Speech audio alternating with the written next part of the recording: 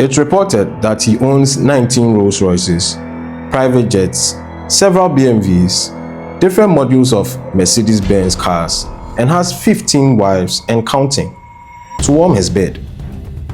He is the story of the King of Eswatini, that's King Mswati III. Now in this video, we are going to discuss how the King of Eswatini makes his money, his background, and the country Eswatini itself, which used to be called Swaziland. My name is Makhosetive, and you are welcome to book number 7. Consider subscribing to this channel if this is your first time here, so you can help us reach our target of 1,000 subscribers in the month of July. Now, the King of Eswatini, whose real name is Makhosetive, was born on April 19th, 1968. He was the son of King Sobhuza II, who was one of the longest reigning monarchs in history. Makhosetive grew up in a royal family where he was taught many things about tradition, about leadership, and the way his people lived. He did not know it yet, but one day he would become king of his country. In his early life, you find they were full of royal traditions, but it also included education. He went to primary school in Eswatini and later went on to study in the United Kingdom, where he attended Sherborne School. During this time, you find he learned a lot about the world outside his homeland. He was not just being educated to pass the examinations, but to also prepare for a very important role in the future. And so in the year 1986, when he was just 18 years old, Makhosetive was crowned king, and then he took the royal name King Mswati III. He became one of the youngest kings in the world at that time.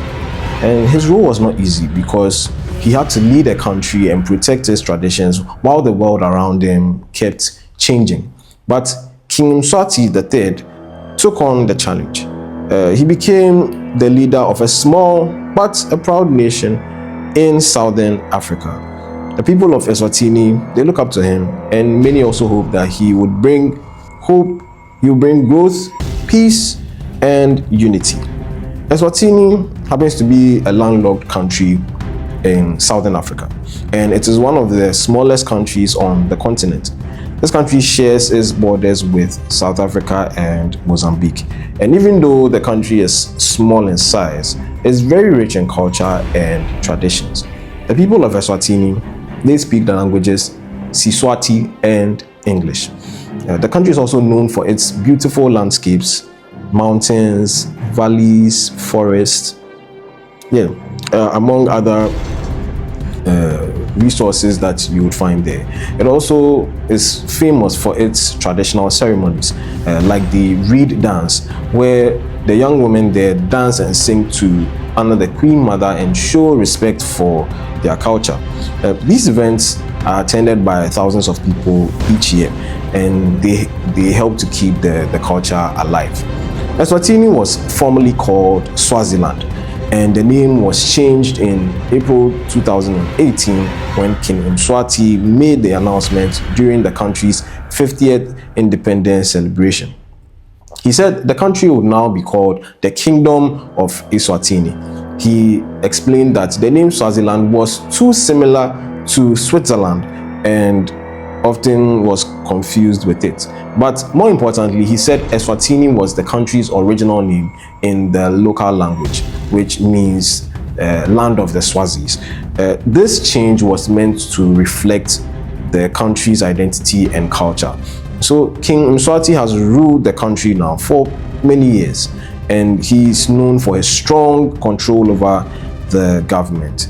In the Kingdom of Eswatini, the king has a lot of power, and the country is considered an absolute monarchy, which means that the king has full authority over the government.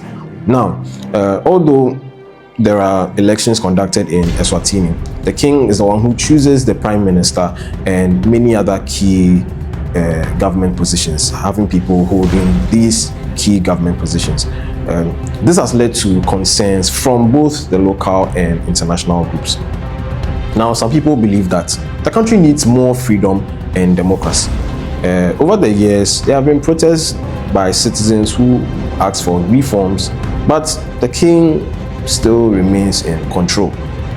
One of the things that often gets attention in the media happens to be the lifestyle of King Mswati III. Many reports have discussed his alleged net worth. While there is no official record of exactly how much money the king has, some reports say that he is worth hundreds of millions of dollars. Now, according to several global publications, his alleged net worth could be around $200 million or more. And this amount is based on the reports from information gathered around his assets, which will include his properties, including the cars, the jets, and other investments that he has made. However, since the king does not publish his finances publicly, it's quite difficult to confirm the exact figure. The king is also known for owning many luxury cars, and some reports are suggesting that he has a collection of some of the world's most expensive cars. Some of these cars include Rolls-Royces, Maybachs, BMWs, other Mercedes-Benz vehicles. In 2019, there were reports that he purchased 19 Rolls-Royce cars for himself and his family. These cars are known for being very expensive and luxurious. And in addition to the Rolls-Royce cars, he reportedly owns also dozens of other high-end vehicles. These cars, you often see them during special events or at the royal palace. King Mswati III also reportedly owns private jets. So in 2018, for his 50th birthday celebration, there were reports that a new private jet was gifted to him. The jet was a McDonnell Douglas DC-9 and was upgraded with luxurious interiors. This jet happens to be used for international travel, and the government has said in the past that the jet is used for official royal duties. However, critics are saying that it's a part of the king's lavish lifestyle that do not match the situation of many people in the Kingdom of Eswatini who have a majority of the people living in poverty. The king has also traveled in other private aircraft depending on the occasion and the destination. The source of the king's wealth is another topic that people often talk about. A large part of the royal family's money comes from a national fund which is known as the Tibiyo Taka Ngwani. And this fund was created many years ago by King Sobhuza II to support Swazi people and to help preserve their culture. Today, it is one of the most powerful investment organizations in the country. The fund happens to own shares in banks and in sugar companies and mining companies and other major businesses in Eswatini. It is believed that the king has control over this fund and he benefits also from its profits. In addition to this fund, you find there are also other investments and royal assets that may contribute to his wealth. These include land, buildings, and other businesses. King Mswati III is also known for having many wives. According to tradition, the king is allowed to have multiple wives. And so each year during the annual reed dance ceremony, you find that he has the opportunity to choose for himself a new wife. Now, reports are saying that he currently has around 15 wives. Each of his wives, they live in their own royal residence and they all receive support from the government. And these royal homes are spread across the country. The king also has many children. Some reports are saying that he has more than 30 children. The royal family is large and they play a big role in the culture and politics of Eswatini. Now, the people of Eswatini, they live in a mix of rural and urban areas. Many people there work in farming, they also have small businesses going on for themselves, or are into some government jobs. The economy of the country is dependent heavily on agriculture, which is to do with their resources such as sugar, maize, and livestock. The country also earns money from mining and manufacturing. And tourism is also another important source of their income. You find that tourists will be visiting Eswatini to see its wildlife parks and also get to see and witness their traditional ceremonies. The country is known for being peaceful and friendly, which helps attract visitors. However, despite its beauty and rich culture, Eswatini also faces challenges. Many people there live in poverty and the unemployment rates are very high. Access to healthcare and education are also difficult in some areas. And the country has also faced issues related to health, which include high rates of certain illnesses. And international organizations and the local government have worked together to try to improve the situation. But we find that there's still more progress that needs to happen for the country. So in recent years, Eswatini has seen protests and also calls for political reform. Some citizens have asked for more freedom, better government services, and greater participation in decision making. The government has responded by saying that it supports peace and development, but some people believe that there has to be more done to improve the lives of ordinary citizens. And so these events have brought attention to the leadership style of King Mswati III. You find supporters of the king saying that he protects the country's culture and has kept the nation stable. Critics are also arguing that too much power is in the hands of one person and that the reforms are necessary and they are very much needed. Despite these challenges, the culture of Eswatini remains strong. Traditional leaders, elders, and community gatherings, they help to play a big role in the daily life of Eswatini. Music and dance and storytelling are also part of how the people share their knowledge and history. The country celebrates several cultural festivals each year. These events are not only fun, but they are also important for keeping traditions alive. Education is improving with more schools being built and efforts to provide learning for all the children.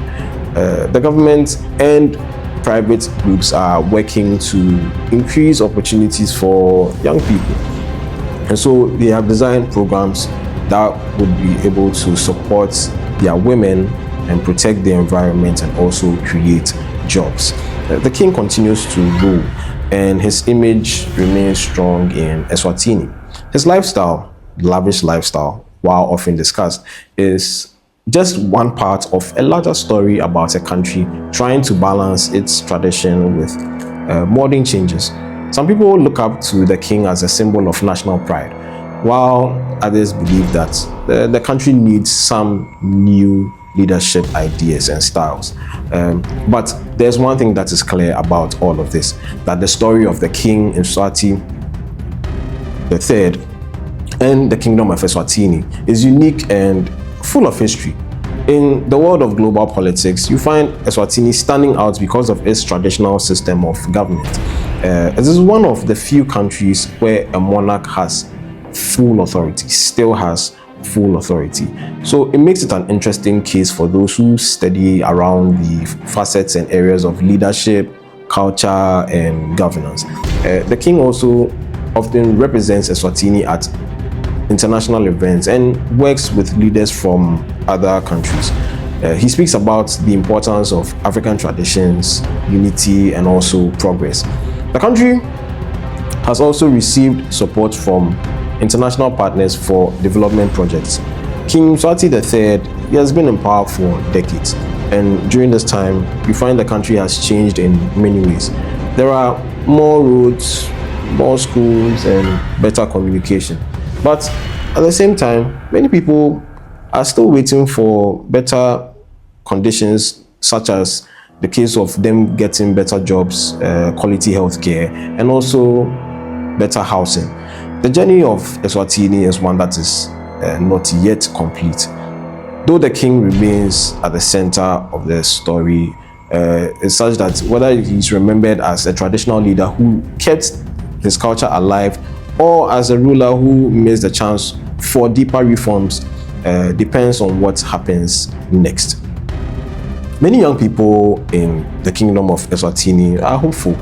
They dream of a better future with more opportunities, and they want to keep their culture, but they also want to learn and grow and succeed, all through these instances trying to find chances to allow for them to make these things happen. Some are starting businesses and also studying abroad or working in the fields of technology.